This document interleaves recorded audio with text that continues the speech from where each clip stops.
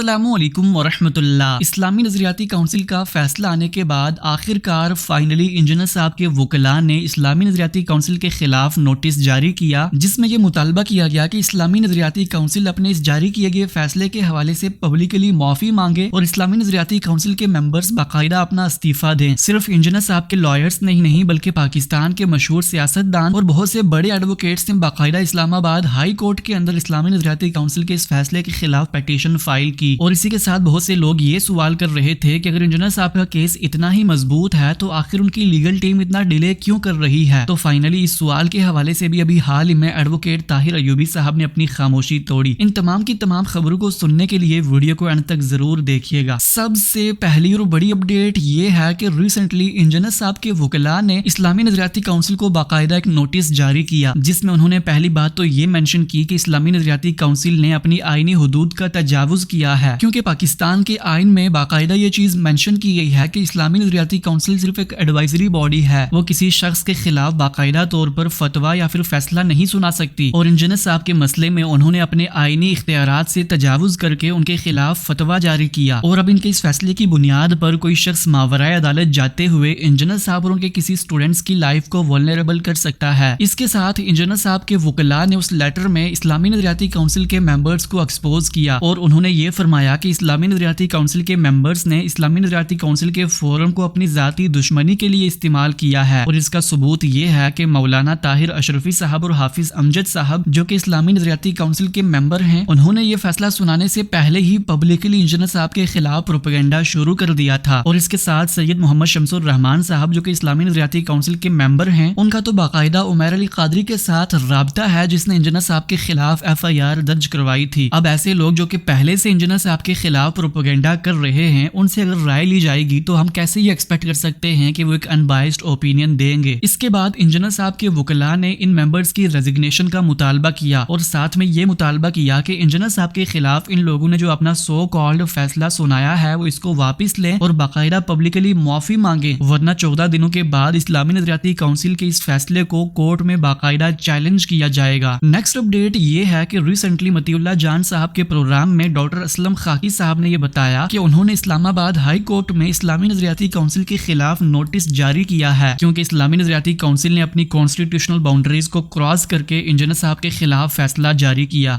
تو میرے ساتھ موجود ہیں ڈاکٹر اسلم خاکی، جو کہ شریعہ لا کے پاکستان کے ایک بڑے ماہر ہیں، اور انہوں نے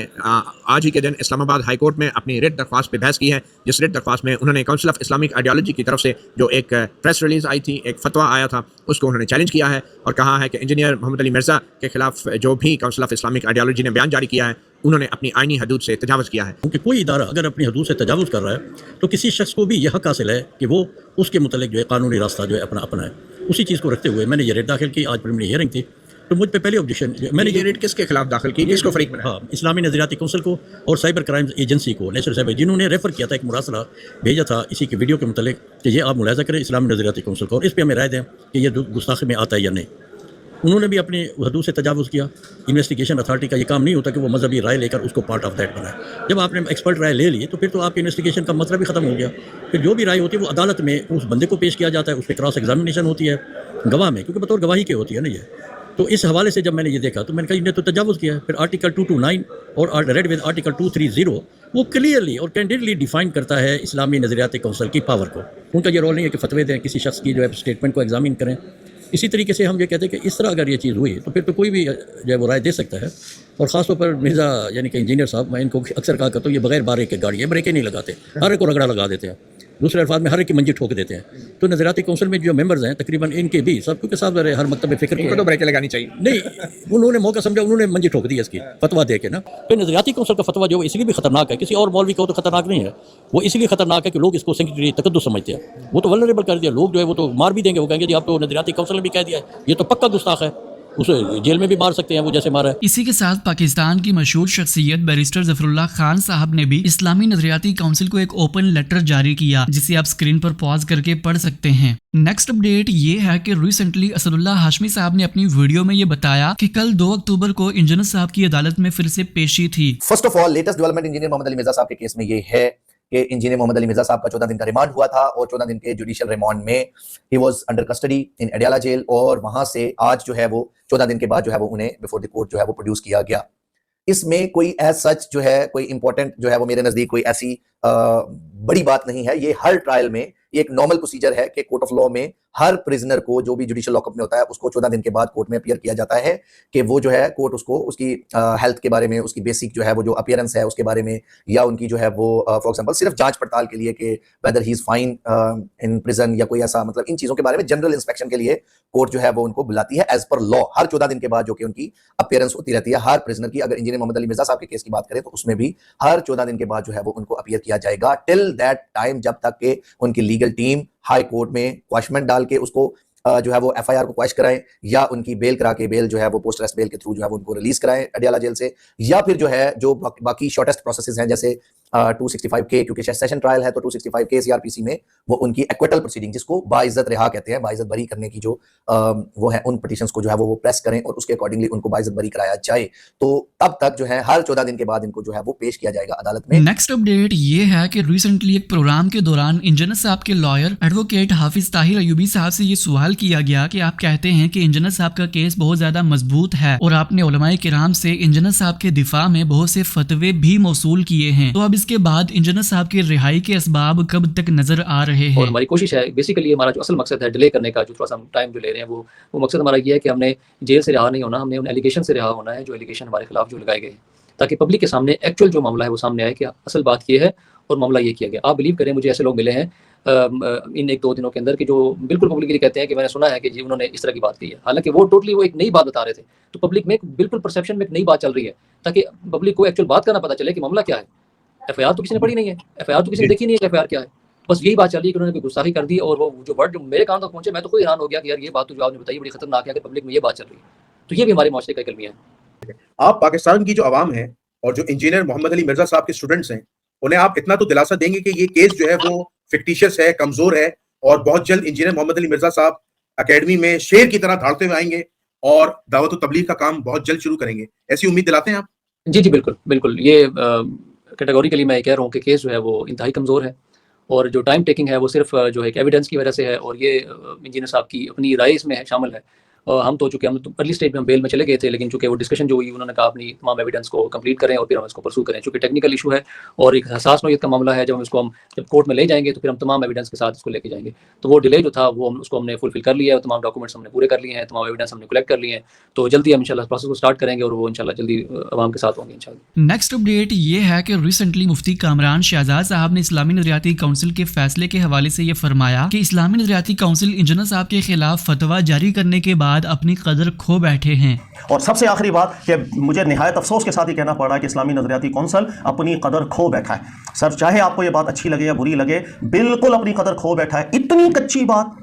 2 طرح کے فتاویٰ ان کے سامنے آئے ہیں، پھر بھی اتنی کچی بات۔ ان کو صراحتاً لکھنا چاہیے تھا کہ یہ جملے بالکل بلکہ پورا کانٹیکسٹ سننا چاہیے تھا، کانٹیکسٹ سننے کے بعد پھر انہیں اس کو موقع دینا چاہیے تھا کہ جس کی زبان سے جملے نکلے ہیں وہ کیا اس کے بارے میں بیان کر رہا ہے۔ اپنی وضاحت متکلم خود بیان کرتا ہے۔ کوئی دنیا کی ایسی کتاب ہے ہمارے سامنے رکھو، ہم بھی 10 باتیں اس میں سے نکال کے بیان کر دیں،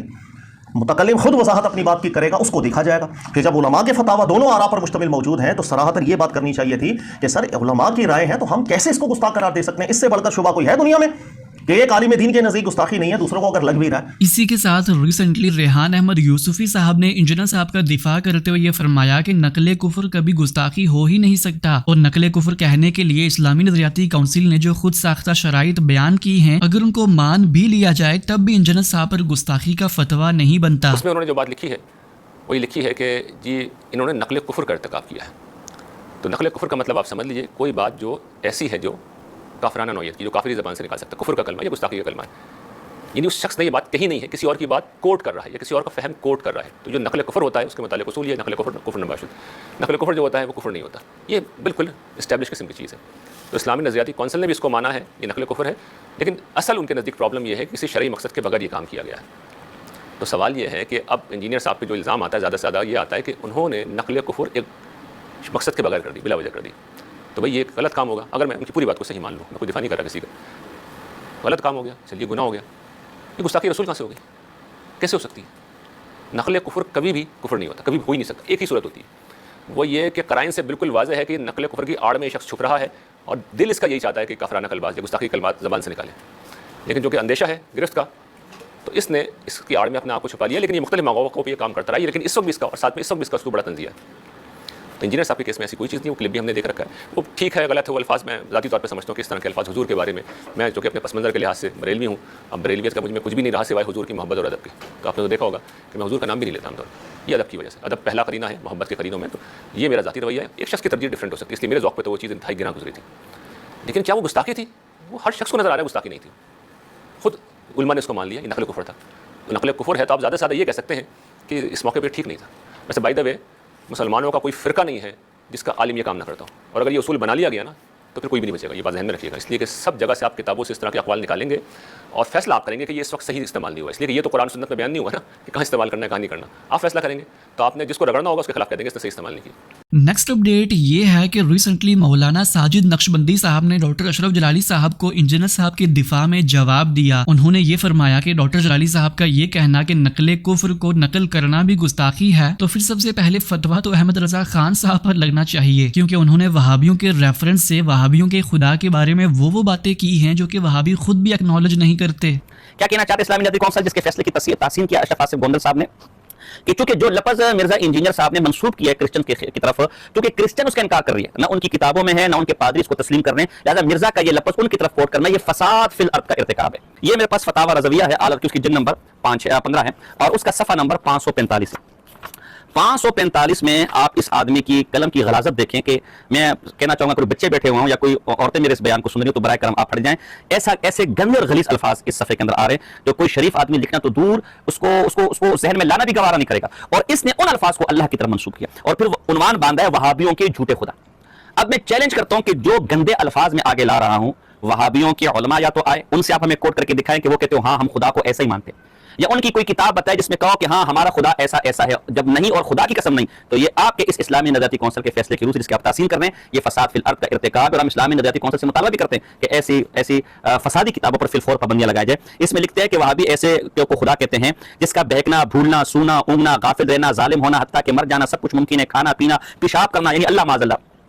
یعنی ہمارا یہ عقیدہ ہے کہ کبھی کا خالق بھی اللہ ہے لیکن پھر بھی کبھی کی نسبت اللہ کی طرف نہیں کرنی چاہیے. اور یہ ظالم پیشاب پخانے کی نسبت خدا کی طرف کرے، اس سے بڑا گستاخ کون ہوگا اس دھرتی کے اوپر. اور آپ بھی پہلی دفعہ اللہ کے بارے میں الفاظ سن رہے ہوں گے. یہ کہتے ہیں کہ جی اگر کہا بھی ہو تو یہ لفظ اتنا گندا ہے کہ بطور فقہی مسئلے کے بھی اس کو کوٹ کرنا جائز نہیں ہے. تو یہ لفظ اتنے گندے بالفرض علی سبیل تنزل کہا بھی ہو تو کیا اس کو کوٹ کرنے کی اجازت دیں گے؟ پیشاب کرنا، پاخانہ پھرنا، ناچنا، تھرکنا، نٹ کی طرح قلہ کھیلنا، عورتوں سے جمع کرنا، اللہ یعنی معاذ اللہ، لواطت جیسی خبیث بے حیائی کا مرتکب ہونا چونکہ خود ان کاموں میں ملوث ہے لہذا معاذ اللہ، مخنث کی طرح خود مفعول بننا معاذ اللہ الیاذ باللہ، کوئی خباثت کوئی فضیلت اس کی شان کے خلاف نہیں معاذ اللہ. وہ کھانے کو منہ اور بھرنے کا پیٹ اور مردی اور زنی کی دونوں علامتیں بالفعل رکھتا ہے، یعنی ذکر بھی رکھتے ہیں اور فرج بھی رکھتے ہیں معاذ اللہ الیاذ باللہ الیاذ. خنثی مشکل آگے صفحہ نمبر 546 پر لکھا استغفر اللہ استغفر اللہ. ایسی غلاظتیں ایسی گندگیاں اس کے اندر اللہ کی طرف منسوب کی ہیں کہ آدمی کو پڑھتے ہوئے بھی حیا آتی ہے، زبان پر کب کبھی تاری ہوتی ہے. اگر ان کی گمراہی دکھانا مقصود نہ ہوتا میں کبھی بھی ان فضولیات کو ذکر نہ کرتا. کوئی وہابی، خدا کی قسم کوئی وہابی نہ تو خدا کے بارے میں عقیدہ رکھتا ہے نہ کسی وہابی کی کتاب میں خدا کے بارے میں بکواس ہے. اور مولانا مرزا خان صاحب نے یہ ان کی طرف منسوب کیا، لہٰذا یہ اسلامی نظریاتی کونسل جس کی توثیق اشرف آصف گوندل نے بھی کی ہے، یہ شخص فساد فی الارض کا مرتکب ہوا ہے. لہٰذا اصل تو زمین کو اس کے مواد سے پاک کرنا چاہیے، جیل میں تو اس کو اس کے ماننے والوں کو ڈالنا چاہیے. نیکسٹ اپڈیٹ یہ ہے کہ مشہور اہل حدیث عالم حافظ عمر صدیق صاحب نے انجینئر صاحب کے دفاع میں یہ فرمایا کہ اسلامی نظریاتی کونسل کا فیصلہ آنے کے بعد وہ اسلامی نظریاتی کونسل سے اور اپنے اہل حدیث علماء کرام سے اختلاف کرتے ہیں اور انجینئر صاحب کو گستاخ نہیں سمجھتے. ان کے بارے میں بڑے بڑے علماء نے اپنی رائے دے دی ہے. اسلامی نظریاتی کونسل جو ہے وہ پاکستان کا سب سے بڑا قانونی علماء کا پلیٹ فارم ہے جس کے اندر تمام مکاتب فکر. تو میری ان علماء میں سے رانا شفیق مسروری حافظہ اللہ تبارک و تعالی جو اسلامی نظریاتی کونسل کے ممبر ہیں ان سے گفتگو ہوئی اس سلسلہ میں، کیونکہ میں اس سے رائے مختلف رکھتا ہوں. لا علمی جہالت اور زبان کا غلط استعمال اس فتنے کے لپیٹے کے اندر مرزا صاحب آ گئے ہیں اور میں اس سے ان کو ہمیشہ منع کرتا رہا ہوں کہ آپ اس حد تک نہ جائیں.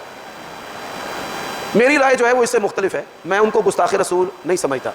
لیکن اس وقت چونکہ ہماری جماعت کے جو قائدین ہیں جن میں انجینئر ابتسام الہی ظہیر حافظہ اللہ اور ڈاکٹر عبدالغفور راشد حافظہ اللہ، رانا شفیق صاحب مسروری حافظہ اللہ، وہ ایک سٹیٹمنٹ دے چکے ہیں तो मैं बड़े अदब से इख्तिलाफ राय का इजहार भी करना चाहता हूँ। ये थी आज की सारी अपडेट्स। अगर आप इंजीनियर साहब के केस के हवाले से लेटेस्ट अपडेट्स पाना चाहते हैं तो हमारे व्हाट्सएप चैनल को ज्वाइन कर सकते हैं। मिलते हैं इस तरह की नई अपडेट्स के साथ, तब तक के लिए अल्लाह हाफिज़। अस्सलामु अलैकुम व रहमतुल्लाह।